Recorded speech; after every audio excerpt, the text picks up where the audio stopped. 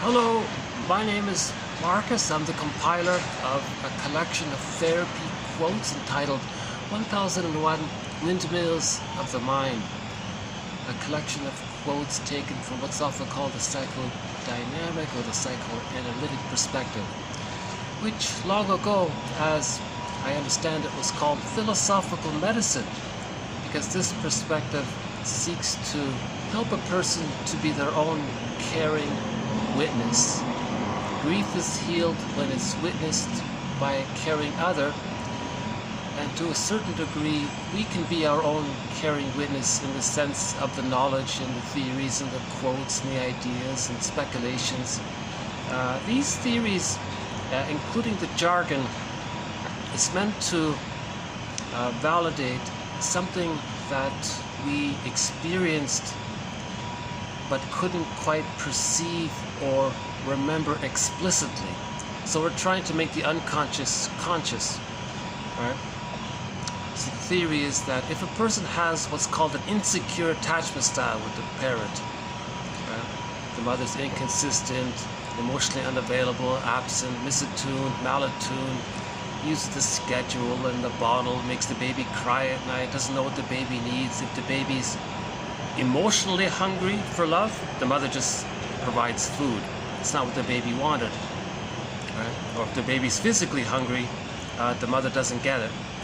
So these kinds of misattunements and malattunements, they build up to lead what they often call the insecure attachment style. The child loses the safety with the mother. He loses his feelings. That's interpersonal, relational, developmental trauma right there. But this is recorded in the pre-verbal implicit memory system. So when something's stored like that in the brain before the age of 3, the theory is, we call this the unconscious, that it influences a person. So what does the unconscious want then? It's going to try to get the person to find a new level of safety with somebody else to get back the feelings. It can't be done. It's a disappointment because the pain is sort of open like that. The psyche seeks healing. It's going to try again. But nobody after the age of 5 can provide that kind of perfect safety. But the person is compelled to heal from that trauma, right? So one of our threads in 1001 Windmills of the Mind is called repetition compulsion. The main idea being that the child experiences maybe not so much a shock trauma, but a different kind of trauma called interpersonal trauma, or relationship trauma, or developmental trauma. And the child is frozen because he needs to master the pain of what happened at the point where he got frozen. He got frozen or scared or petrified when the mother's so misattuned. The baby feels immense shame by the misattunement. Yeah. So that shame leads to the true self becoming the hungry, enraged, empty part self, says Otto Kernberg. That's in the unconscious. The child can't feel that. In order to help him not feel the shame, he manufactures an as-if or false self-organization, right? And he relates through this sort of impression management, and that distracts him from the pain of the shame, right? So Winnicott's famous line is that the false self is created actually to protect the wounded true self, not replace it. But sometimes a person might get confused and think that his false self is the true self. So that's the trauma. So when there's trauma, there's repetition compulsion. Russell says they're synonymous. So again, the person wants to recreate a certain level of safety with somebody, but nobody can be the breast mother. So it's a disappointment. And they're going to try again. So it's like Sisyphus. So the image is Sisyphus trying to do trying to get back what we needed but we couldn't. So that's the issue right there. Either we repeat and don't remember, and repeat and don't remember, and so on, like Sisyphus, or we try to conceive, why is the person repeating? That means they have to face the truth that the mother was misattuned. Now we're entering into the mourning process, accepting the reality that the child bonded to a malattuned mother, or a mother who is malattuned to the baby's needs. Because what the baby does is, he can't accept that. He can't believe that his mother's misattuned. In order to feed safely, just to survive, the baby's going to manufacture an image of the mother as a goddess. And that's called splitting. He makes up an image for his mother as being heavenly, divine, supreme, beautiful, amazing, so on. When in reality, he's bonded to a mother who's rejecting him, shaming him, refusing him. He can't accept that pain. Now in the unconscious, in the pre-verbal, visual, pre-verbal memory system, the child is going to create an image of his refusing mother in a very distorted way. So what happens is something called projection. The baby's at one with the mother. They're fused there in the beginning. It's called the stage of symbiosis, fusion, undifferentiation. The baby doesn't know where he ends and his mother begins. The mother is seen as sort of an extension of him, just there to serve him. Right? Now, if the baby's enraged at the shaming mother, his feelings of being enraged at her, that's too much for him. The baby can't accept that. Now, when the baby or when a person cannot accept an emotion, they project. He'll attribute his feelings to the mother. Now he'll say that the mother, this giantess in the nursery, is enraging. The baby can't handle his feelings of being so angry, so he'll just say the mother's enraged. Now the baby has a need to take in mother's comfort and so on. Now that need is painful for the baby. He feels shamed by his own basic need. Again, when a person cannot accept their feelings and needs, they project. So the baby will attribute to the giantess, to the enraging giantess in the nursery, that she wants to devour him.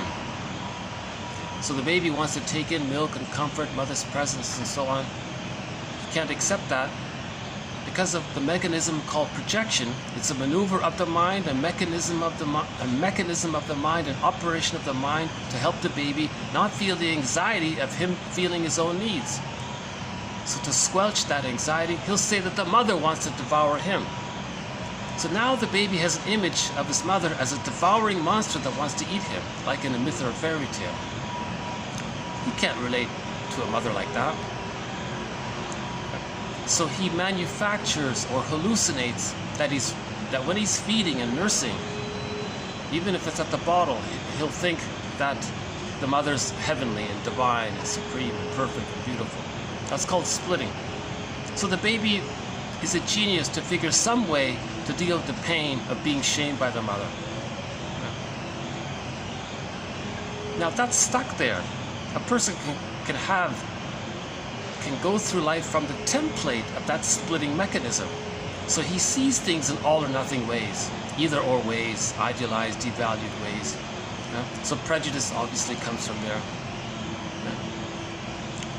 Now to heal from splitting is a problem because if the person goes through life with that psychic structure of splitting, a concept of the self, the hungry, enraged, empty part self that he can't accept, he manufactures an ideal self for himself. The splitting of the self-representation, the other representation, the ideal other, and the devouring monster other, the goddess and demon. If that structure's still there, the person never mourns losses. Why?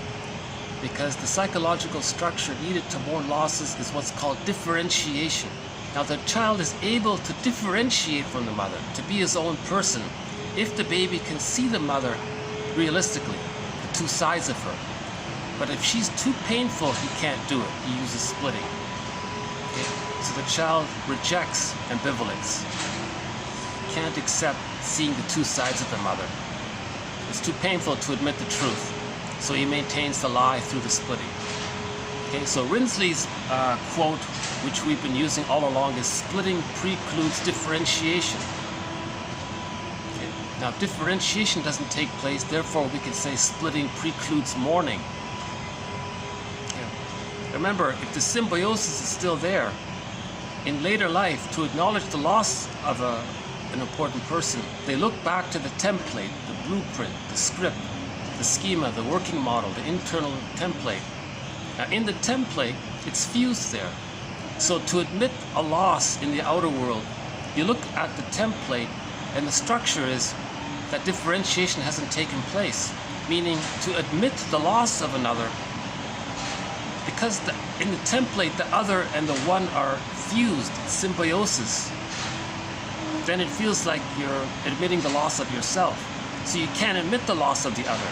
So in complicated grief, there's denial, and they stay in denial. So splitting precludes mourning. If a person doesn't mourn losses late in life, that can lead to complicated grief, aggravated grief, prolonged grief, chronic sorrow, soul loss, burnout, nervous breakdown. It can lead to the delayed onset of PTSD. So now the trauma is onset, triggered by some midlife loss. Now the person has PTSD. That could lead to the person becoming, as one person said, to becoming a curmudgeon late in life. Very bitter, stingy, miserly, grumpy, irritable. They're not elders. Because they could never face the truth. They could never differentiate, and they could never mourn losses. So trauma can lead to complicated grief. Again, the psychic structure needed to mourn losses is differentiation. Now, how does the baby differentiate from his mother? Okay. In the beginning, all babies are fused with the mother for the first 3 to 7 months. If the baby receives enough love, he feels safe enough to leave her. So ironically, the baby needs mother's love to know himself. If he doesn't get mother's love, he's going to cling to her, waiting for it. And he's in a catch-22. He's going to stay fused with the mother, waiting for her to change her ways, to provide the love that he needs to differentiate so he can know himself and be his own person. Right? So the baby's waiting, he's not getting it, but he needs it to leave her. So he's waiting for it, but he's not getting it. So he's stuck there. So unless he admits the truth that the mother didn't have it to give because she was trapped in her dilemma, the mother was caught in her existential net. If the mother has an insecure attachment style herself, she might be doing one of two things. She might be using the baby as a teddy bear to comfort her. It's called childhood parentification, meaning the baby doesn't get their needs met. The baby will try to please his mother. It can't be done. Or what the mother might do is called a negative magic gesture. The mother with an insecure attachment style is going to say to her own mother in the mind, look, mother in the mind, I'm going to do to your grandchild what you did to me because I want to show you what you did to me. Because she's still fighting with her mother in the mind. So again, the child is not going to get their needs met if the mother is shaming her child because she wants to show up, because she wants to show the mother in her mind what happened to her. In other words, a negative magic gesture means the mother's going to shame the baby to communicate that when she was a baby herself, that her mother shamed her. And she's communicating it through this behavior. She doesn't have words for it. Okay, it's pre-verbal trauma, right? So we want to make the pre-verbal verbal. So the theories and the quotes and these ideas, right, helps to make it verbal, then we stop repeating. If we can make it verbal, then we're sort of remembering, then we don't need to repeat. We're repeating because we're trying to remember. We're trying to find vocabulary. We're trying to get some sense of it. Once we get some sense of it, we're less likely to repeat. Russell puts it this way. He says, we repeat dysfunctional behavior because we lost our feelings. We're repeating because we're trying to get back to feelings through a new safety, which can't be met, so hence we're repeating. So, by the way, I have to do a little improv with my locations here. So, I'm just borrowing this venue here before they kick me out. I'm going to just take a quick peek here. Hold on.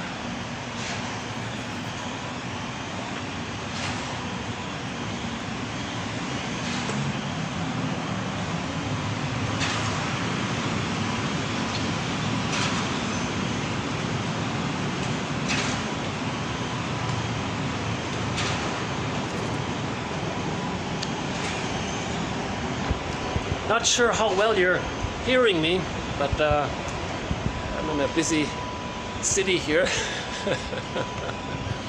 And it's, I'm not sure what it is. It's 30 something here. So you might see me sweating a little bit. Hold on a sec. Let's get this plugged back in here.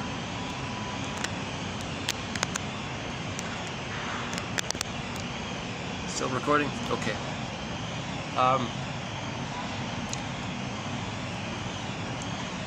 So that's just a small part of 1001 Windmills of the Mind to look at this area that we just mentioned.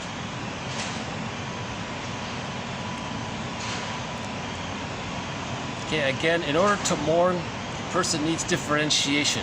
In order for the baby to differentiate, he needs to be able to see the two sides of the mother. In order for the baby to see the two sides of the mother, the love with the mother must outweigh the frustration with the mother. Then the baby can differentiate because he has enough safety to see the two sides. He can handle the two sides. The baby can handle the two sides if the love outweighs the shame. If the shame outweighs the love, the baby can't see the two sides. He uses splitting. Differentiation doesn't take place. He has arrested development. And that can lead to a variety of personality patterns based on the insecure attachment style. And each of the personality patterns that spring forth based on where the arrested development or relational trauma, interpersonal trauma takes place is a topic. If the baby doesn't enter into the fusion with the mother, if the baby doesn't merge with the mother, that can lead to a very difficult personality pattern. Several of them. The Iago pattern, the bully pattern, and so on. If the baby does merge with the mother but he can't get out, that's another personality pattern. If the baby does merge and can partially differentiate but he's trapped in the middle, in betwixt and between, that's another pattern, and so on. So these patterns, these personality patterns are covered throughout the series. So what I want to do in this video is I want to begin to start to, oops, hold on a second, a little tech issue here. Let's see if I can get this back here. Hold on a sec. Still recording here. Hold on a sec.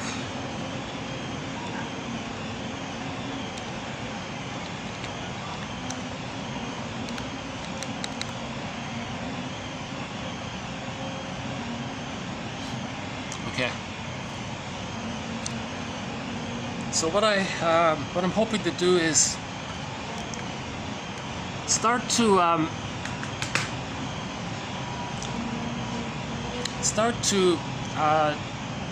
do some repair of some of the material that got lost. Unfortunately, as mentioned in my last video, I did lose some videos. So I have reposted most of the quotes that got lost. The commentary's lost, unfortunately, which is a pity because we did have some good commentary on the psychology of religion, prejudice, Melanie Klein's theory about the positions. So we'll update them as well, but unfortunately they're lost. Some of the quotes also got lost. So I've dug into the honorable mention collection of quotes. So I'm going to designate TQs 2157 to 2160, I'm going to give new quotes to those quotes. In other words, the original quotes for TQ 2157 to 2160 are lost. I'm going to replace them with these new quotes. They're not bad. They're sort of general quotes. I thought that might be a way to start the transition back to the main material. So let's begin with therapy quote number 2157. So 2157, just a few sort of general definition of terms. Okay, so the first one is projection. Okay, projection. So again, projection is a defense mechanism, a maneuver of the mind, an operation of the mind, a mechanism of the mind, something that the person's ego or consciousness does to get the person to not feel psychic pain, emotional pain. Too much anxiety or massive anxiety. The person's ego or consciousness does some gymnastics to get the person to not feel it. That's called a defense mechanism, or simply defense, psychic defense. The common one is projection. Something you don't know about yourself, some pain you can't feel. You find yourself attributing your feeling, your motive, your characteristic, your wish, your need onto some other person, and you say that they have this feeling, wish, need, motive, characteristic, etc. Okay, so the psychic material that you can't accept because it's causing too much anxiety, psychic pain, mental pain, the mind just gets the person to believe that some other person has things, wishes those things. My favorite projection, my favorite quotational projection is that it's the means of bringing repressed material to consciousness. So when a person has strong opinions about others, prejudice, of course, is projection. Okay, prejudice is confession of what you're projecting. So Laughlin calls projection like a mirror. You create this mirror, this thing that's outside of you, then you don't think it's within. At the same time, it's a means to see what's within, because you look in the mirror and you see what you're projecting. Right? So we must have now over 100 quotes on projection, so we'll add one more here. Okay, projection. Okay, Sam is angry with his boss, but he believes the anger is bad. Okay? So, this character here, Sam, has a feeling, but he has a belief that he can't accept it, or that he can't feel it, or it's a problem for him to feel it, so he denies it. He thinks it's bad, so he denies it. So he projects his anger onto his boss. Now Sam can like himself and feel justified in believing his boss is the bad guy who gets angry. So in truth, Sam is the guy who gets angry. He has a strong judgment about that. He thinks it's bad to be angry. So to avoid this whole issue, he just says his boss is the bad guy who gets angry. But maybe it's not the case. So that's one way of putting it. Sam feels shame about his emotion. He puts that emotion onto others, and then says that the other is shameful for having the emotion that he has. Now Sam doesn't believe that he's angry and has negative attitudes towards his feelings. So that's projection, right? Usually,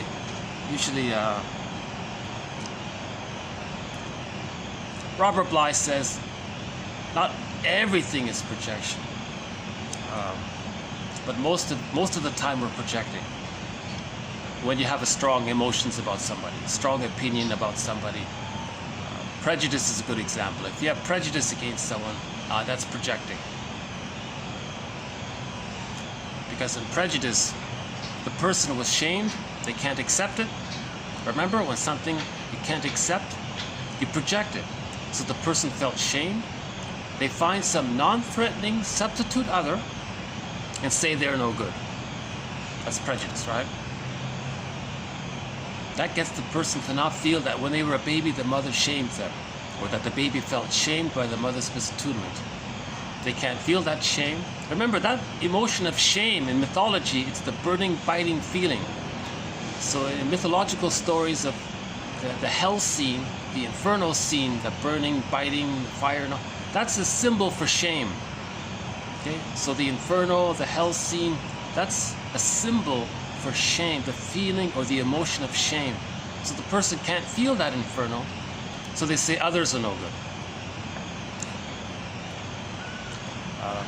Now most projection is usually either direct, but sometimes there's what's called mote beam projection. There's a little bit of truth, and you use the crumb of truth as a hook to hang your coat on it. So there's both direct projection and mote beam projection. Okay, another definition from Cole here, acting out. Okay, acting out. We often see emotions being, quote, acted out instead of talked about. Sometimes called action language. We have these emotions, we can't talk about them, but we express them through our behavior. Our behavior is doing the talking. So we want to translate the behavior into words. So acting out is communicating through action. For example, anger at someone in the therapy group is expressed by walking out of the room. In other words, an action is substituted for a mature verbal expression of a feeling state. Okay, so the person doesn't make an I statement. He doesn't say, you know, when he heard this, it reminded him of something, and he talks about it. He just stands up and walks out of the room. So he acted out his emotion. He was angry, didn't want to talk about it, so he acted out. He acted out as a defense mechanism to not go through the complication of trying to talk about his feelings. It's called acting out, right? Binge eating is acting out.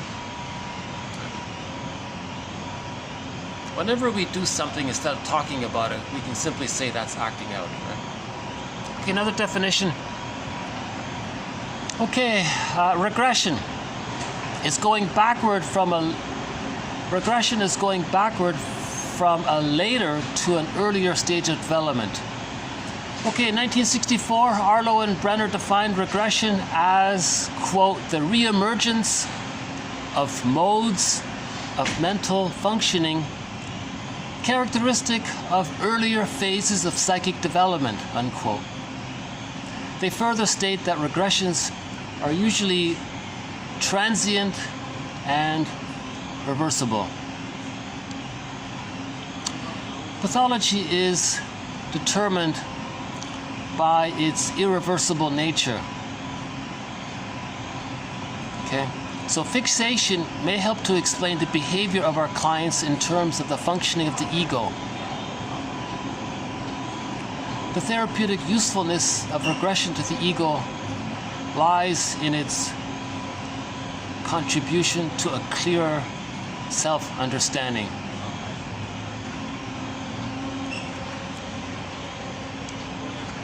Oh, we've got some guests here, so I might have to leave you. Might have to leave here in a minute. We'll see how it goes. I'm hoping they're going to think it's too hot outside and go inside instead. So under stress, we may use an earlier mode of operating. Well, so much for that idea.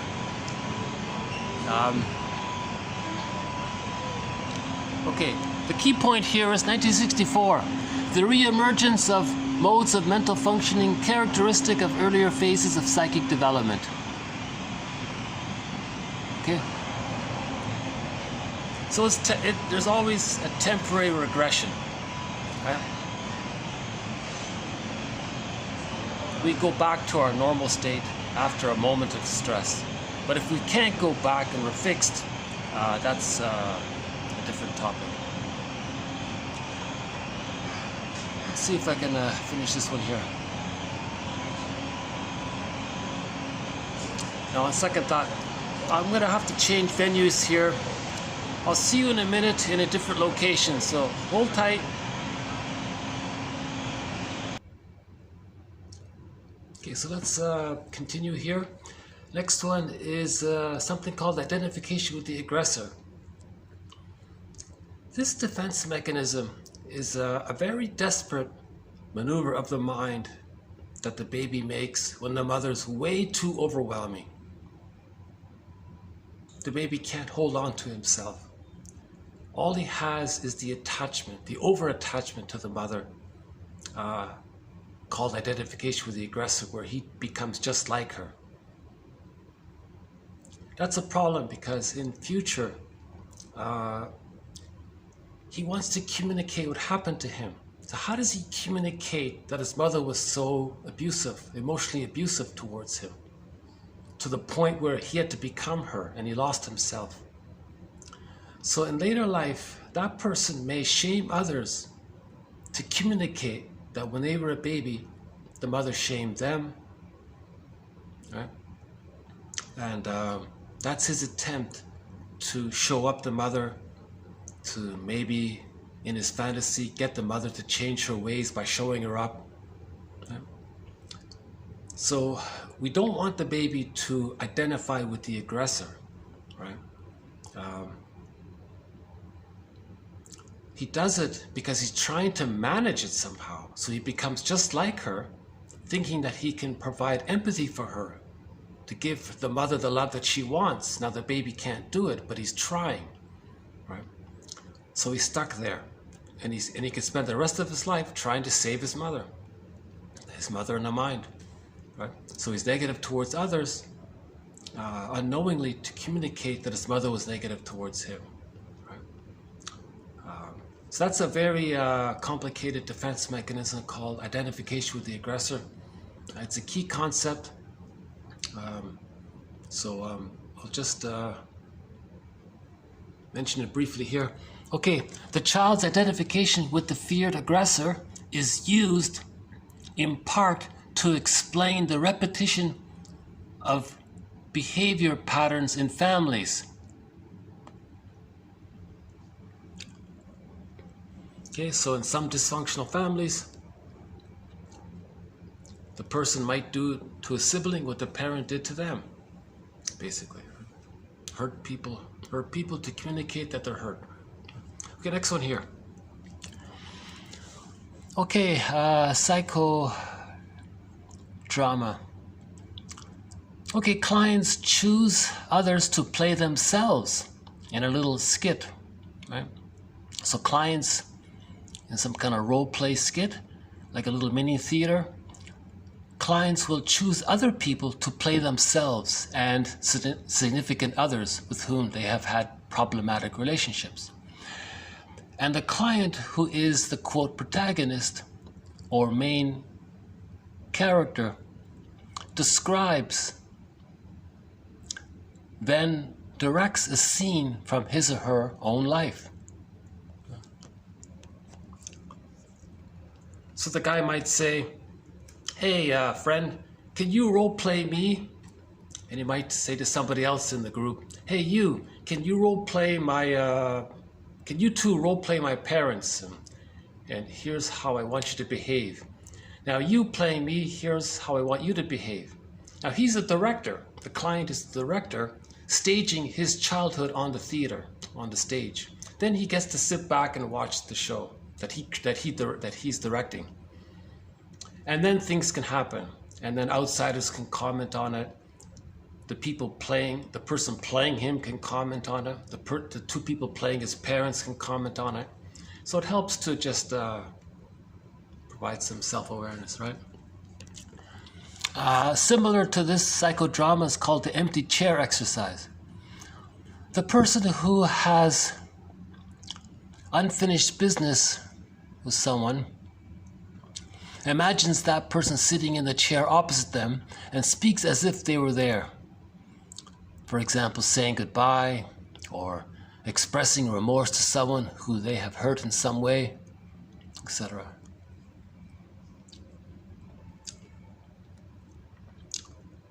This is an undeveloped thread. This is not really a thread psychodrama, but I thought it's worth including this definition. Okay, next one here. From an attachment theory perspective, animals provide a means by which individuals can love and be loved unconditionally. Right? From an attachment theory perspective. So from an attachment theory perspective, the baby needs a secure attachment style. A secure attachment style means the mother's attuned, understands the baby's signals, responds appropriately, unconditionally. That's called a secure attachment style. Okay. Oh, hold on a sec. Might have to change here. Hi there.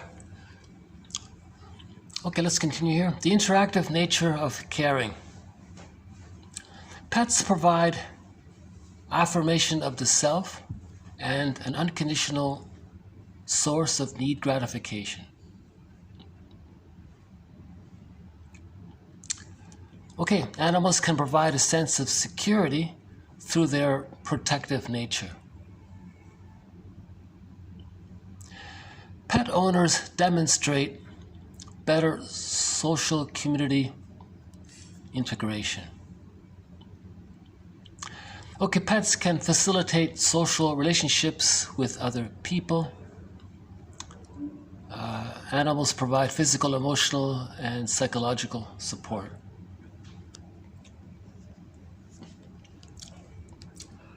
Sorry if I sometimes seem distracted here. Why don't I take a glimpse of the view here? Hold on a sec.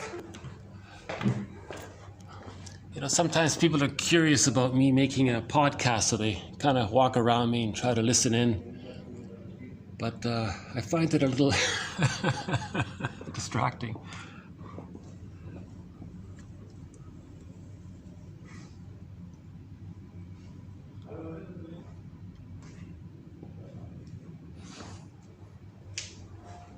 Let me see here.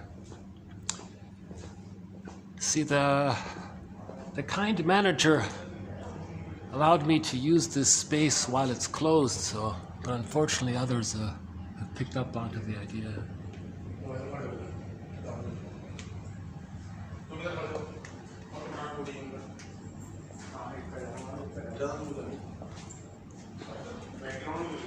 Let's extend this little tour here. This is supposed to be the rooftop lounge of one of the local hotels here.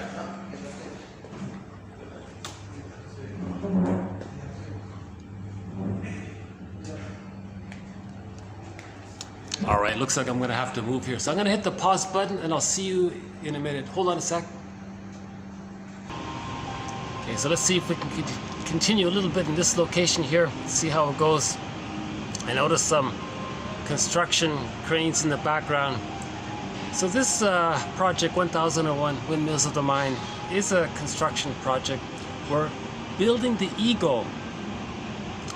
The front cover of the book called Building the Psychoanalytic Mind, there's a picture of a crane of people building the guy's brain.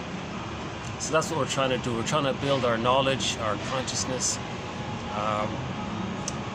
You know, we are our own metaphorical fisher person. We want to bring up material from the unconscious to consciousness. The unconscious is sometimes symbolized as an ocean. So if we bring up a fish, we're bringing up material from the unconscious. So just before the change here, we were talking a little bit about the idea of pets being attuned. So pets offer that kind of unconditional acceptance and responsiveness, attunement. A lot of people will say that they never felt that. Anybody with an insecure attachment style is probably going to want to have a pet at some point to at least know what that felt like, and they go, oh my God, is that what the mother is supposed to have done? That kind of warm acceptance and responsiveness and unconditional positive regard and that kind of thing. Okay, next one here. It was Steckel's favorite aphorism that in analysis, it is not the particular method that cures, but the therapist employing it. We have a few quotes from him. I remember in the TV sitcom, The Many Loves of Dobie Gillis, the teacher there, Pomcrit, is it? Pomcrit with Maynard. So Maynard and Dobie Gillis were in the classroom. And I remember there was an episode where the teacher put Steckel's name on the blackboard. And I looked it up. And so he was a bit of a big name back then. So somebody's saying here that his favorite aphorism is that it's the relationship that cures.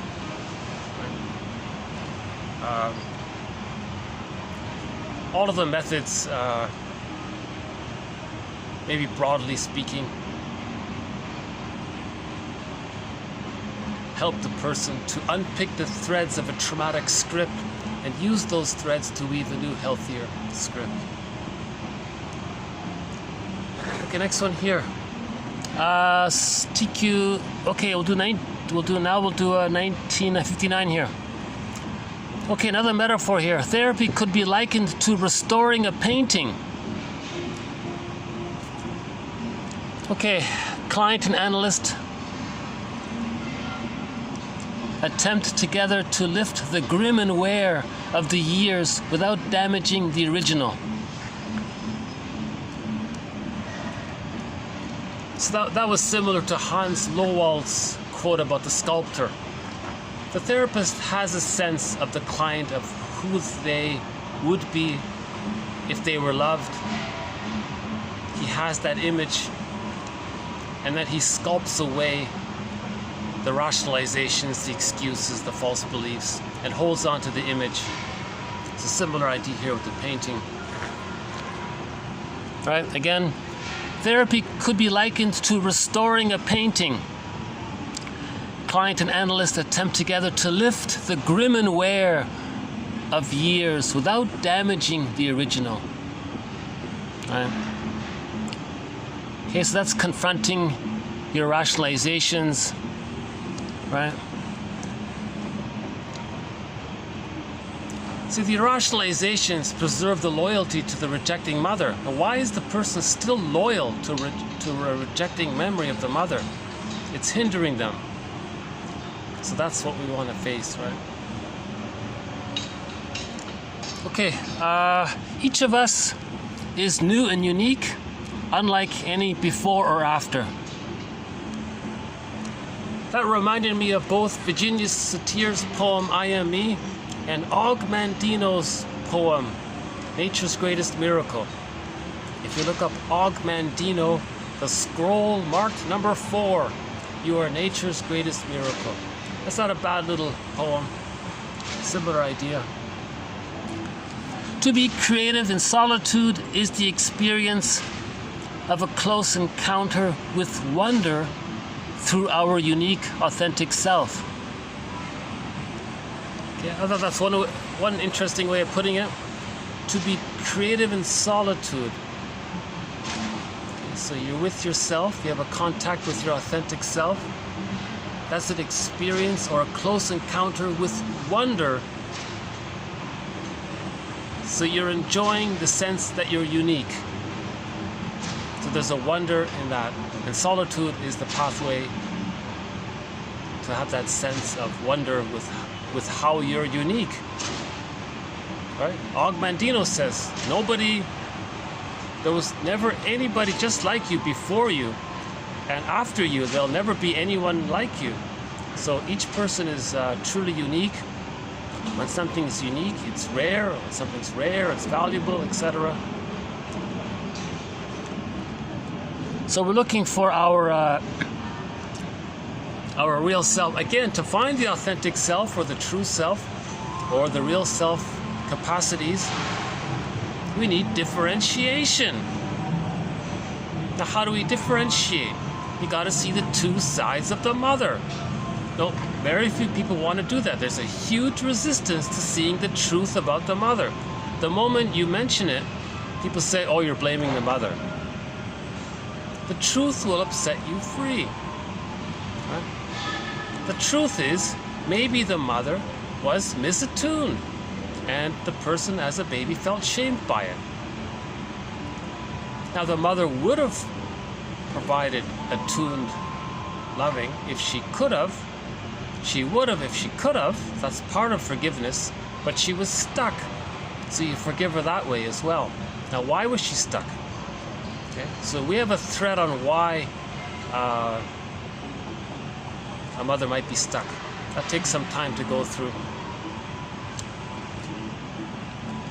Wonder occurs when we are nothing other than who we are. Okay, not bad. Wonder occurs when we are nothing other than who we are, our true self.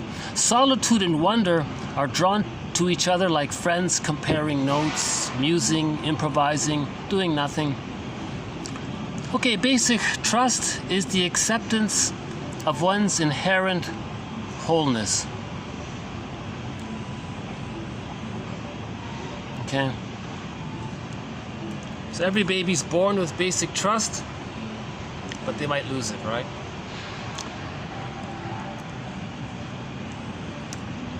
Okay, the unique integrity that defines the authentic self is the foundation from which a capacity to relate to others develops.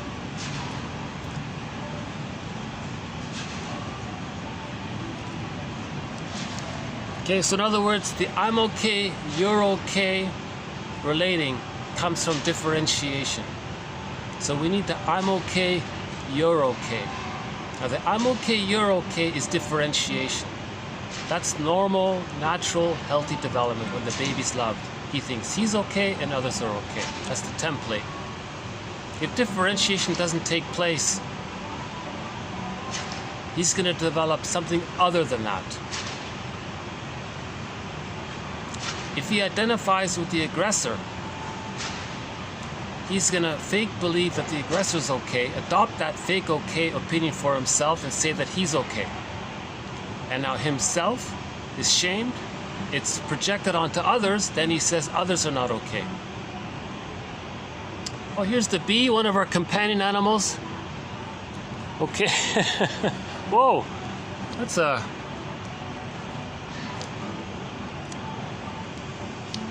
interesting bee, yeah? Okay.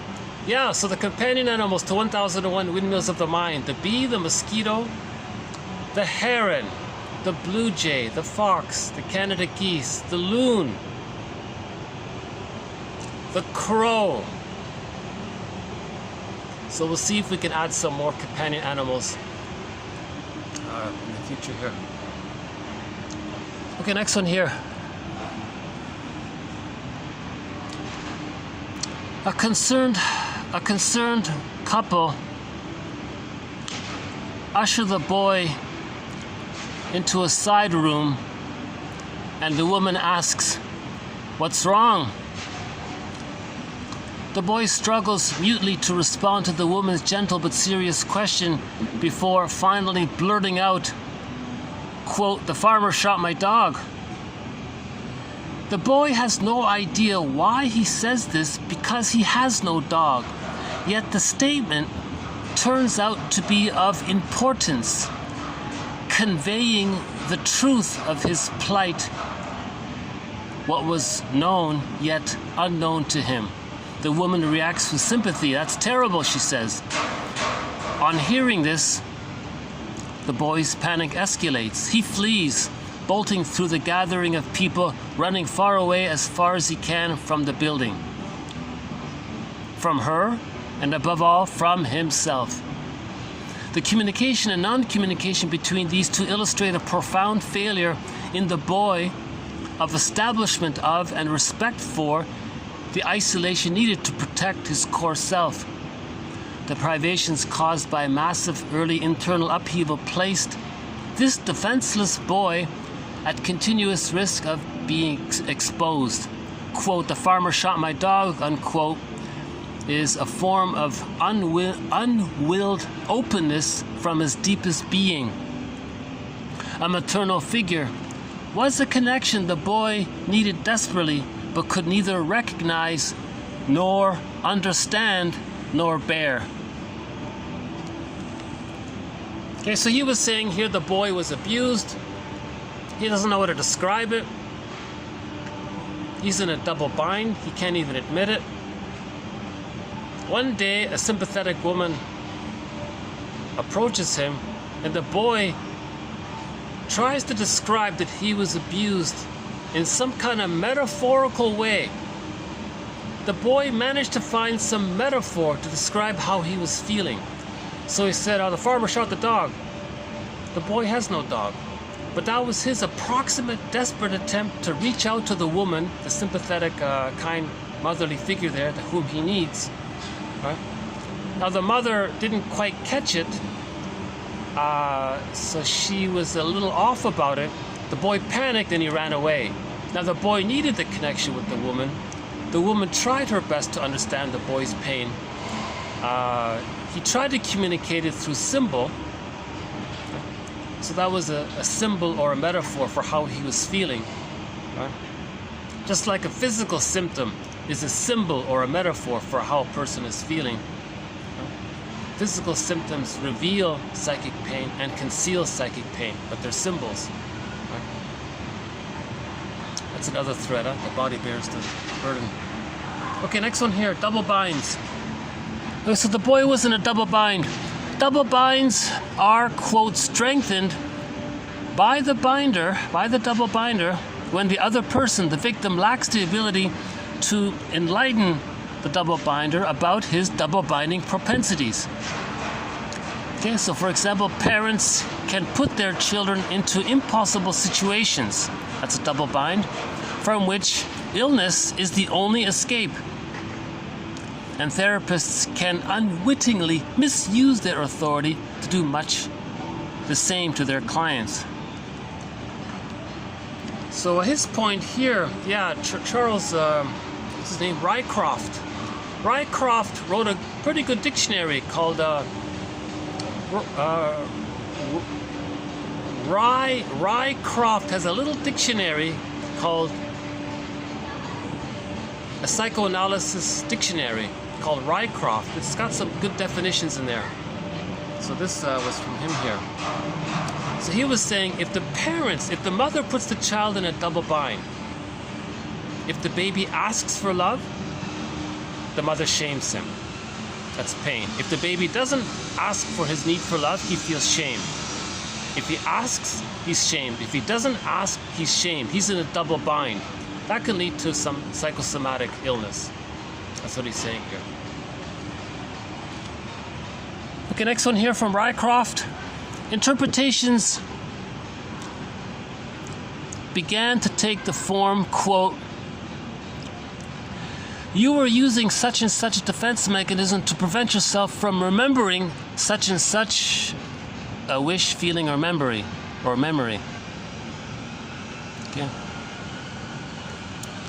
So he was making a note here that defense mechanisms have evolved. Interpretations have evolved. Now we first point out the defense mechanism that's being used as a means to not feel the anxiety around a wish or a need or a feeling or some need to mourn, some need to talk about something. Right? So the person acts out. So the person might act out to not feel the pain of remembering something painful that he needs to remember. Interpretations became a matter not only of translating primary process thinking into secondary process thinking, but also of defining which defense mechanisms or maneuvers or operations or mechanisms of the mind, psyche, or ego the client is using. Okay, so he makes the point that in the unconscious it's called primary process thinking, like a fairy tale. Conscious language is secondary process thinking. Reasonable, conscious understanding, that's secondary process thinking. We want to make the unconscious primary process thinking and put it into secondary process thinking. language, right? Okay, this was back in the 60s, I think. The psychoanalytic movement is at present going through some sort of midlife crisis.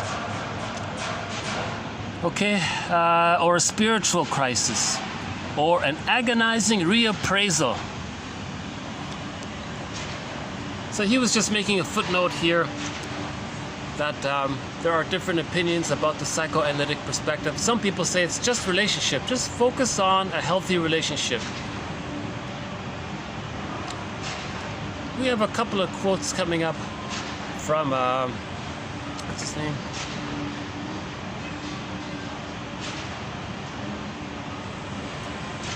Hold on a sec.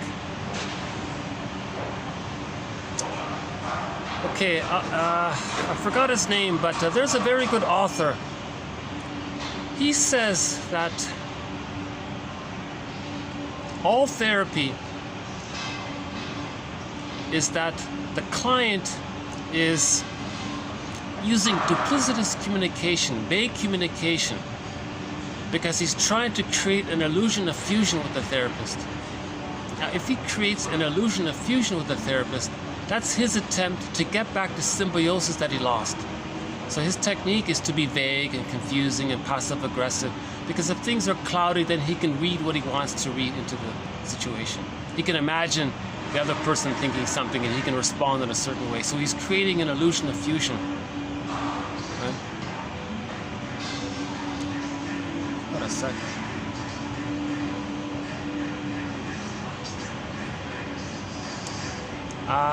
If you go to my Twitter account, you'll find the quotes. Not Stierlin, not Weins, not Heinz Weiss. Okay, let's end up here with a famous playwright. Man is born broken, he lives by mending. That's a nice little summary of the whole thing. Otto Rank says this: we're all damaged by birth trauma, and we spend the rest of our lives trying to get back our self-esteem. Says the character in the TV show Route 66.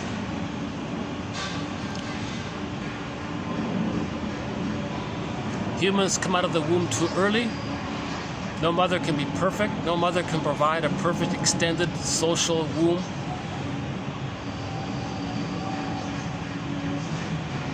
So every child is damaged to some degree or another. It's a question of degree. And we spend the rest of our lives trying to fix it.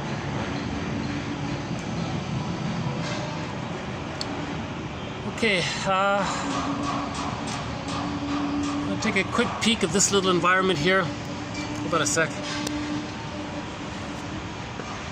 So let's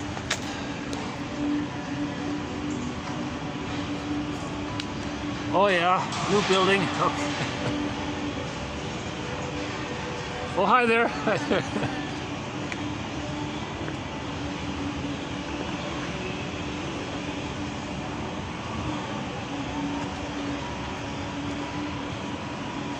Yeah, it's getting busier here. I'll just start to wind down this video. I think this is the first time I've had to move 3 times within an hour, but that's okay. I want to get the quotes posted. These are some of these quotes are not bad here. If my commentary is by any chance of any help, that's a huge bonus. I like talking about them for myself as well. I like searching for links between the different theories. We have made numerous links, actually, I feel, up to this point already. And we'll continue to make new links. So, let's see. So in this video, we talked a little bit about projection, acting out, regression, psychodrama, identification with the aggressor, attachment theory, one from Steckel, one about the boy's metaphor, about the farmer and the dog, double binds, interpretations, and we ended up here with Eugene O'Neill. Let's see if I can get a song. No, maybe not. Okay, I have another video to make that will serve as sort of catch-up quotes. So in the next video, we'll add some quotes to fill in for some of the lost quotes, and then after that, I'll get back to some of the core material. So we have a bit of a backlog of some excellent quotes I'd like to present. So I'll see you soon. There'll be different venues. I'll keep searching for a place where I can sort of be a little bit steady in terms of the venue.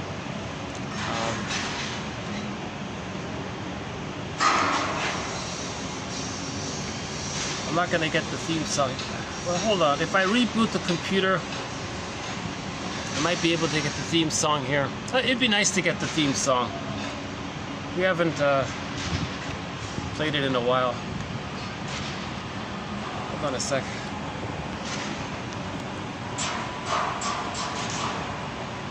Let's see. Might take a minute to reboot the computer here.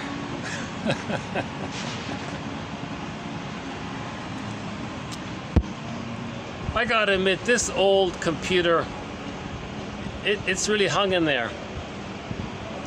I don't know how old this computer is. 15 years, almost 20 years. No, maybe 15. Yeah, maybe 50. Yeah, maybe 15 or 20 years. This old laptop is still hanging on. Hold on a sec.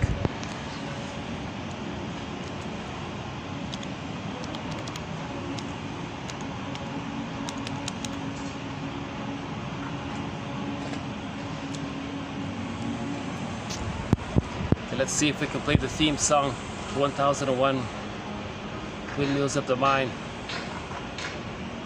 So the theme song to 1001 Windmills of the Mind is Katja Epstein's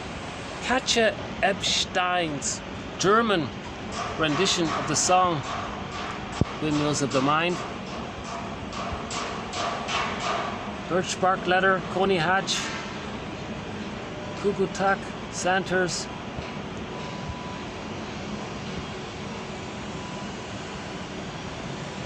Here we go.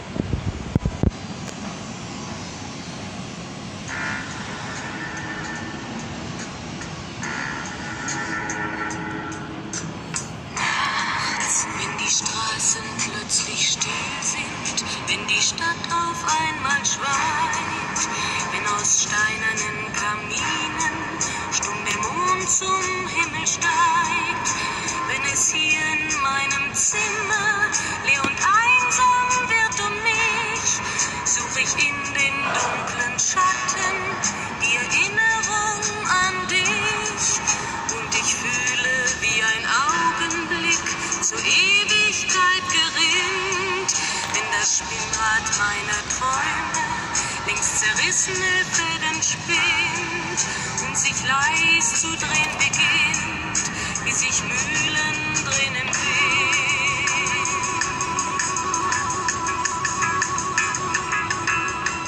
Und es kreisen die Gedanken ohne Anfang, ohne Ziel, wie die schnellen Wellen ringen, wenn ein Stein ins Wasser fiel, wie ein Kreisel, den die Peitsche übers Straßenpflaster treibt, wie Spiralen, die ein Adler in den Abendhimmel schreibt, und ich fühle, wie ein Augenblick zur Ewigkeit gerinnt, wenn das Spinnrad meiner Träume längst zerrissene Fäden spinnt und sich leis zu drehen beginnt, wie sich Mühlen drehen im We began this video at the top of this building here. We were up there at the beginning, and we finished up here, sort of in the mid-level here. Okay. Der Sommer wie ein Pfeil so schnell dahin, hat der Herbstwind gar die Spuren unserer Liebe schon verweht. Wenn erst weiße Flocken fallen, ist es dann für uns zu spät. Seid eben nicht im Dunkeln,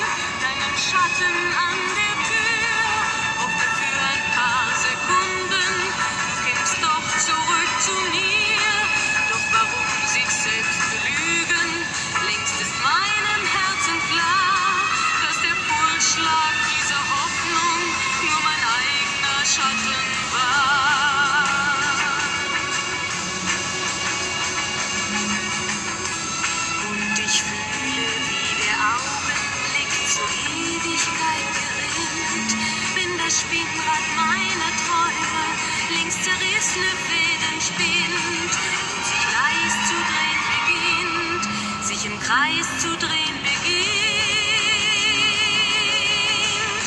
wie sich Mühlen drehen im Wind, wie sich Mühlen drehen im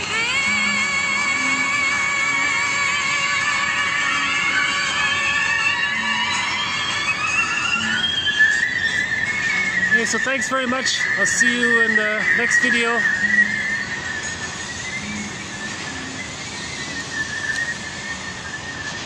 Bye for now.